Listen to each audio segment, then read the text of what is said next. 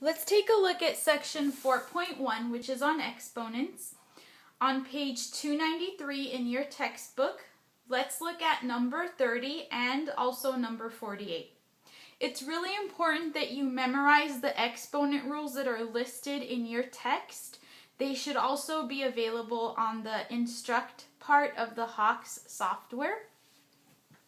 But in order to do the problems on the test, you will need to remember those rules. Let's start with number 30. You want to simplify the numerator.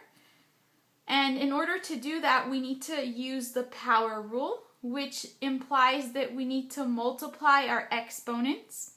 And so when we simplify in our numerator, we're going to get x to the negative 6 power divided by, and now if you look at the denominator, we have x times x to the negative 3. First, remember that x has an exponent of 1. Okay, so if we don't see an exponent, it's 1. I just put it in here so we don't forget.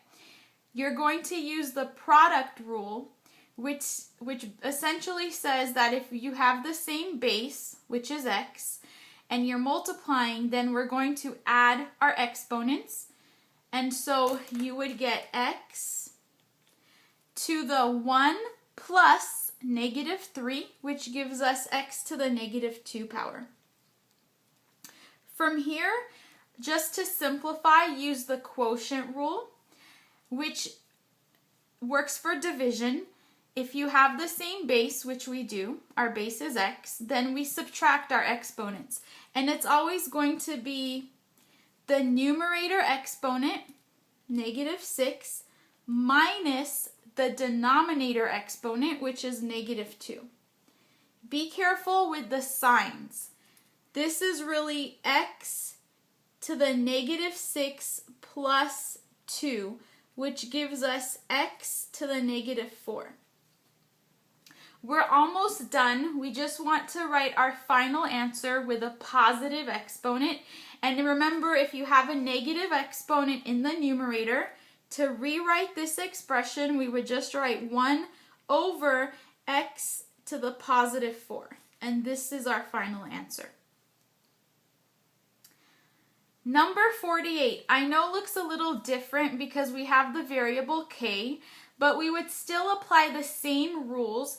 It's just that in our final answer, we're going to be left with a k in the exponent part.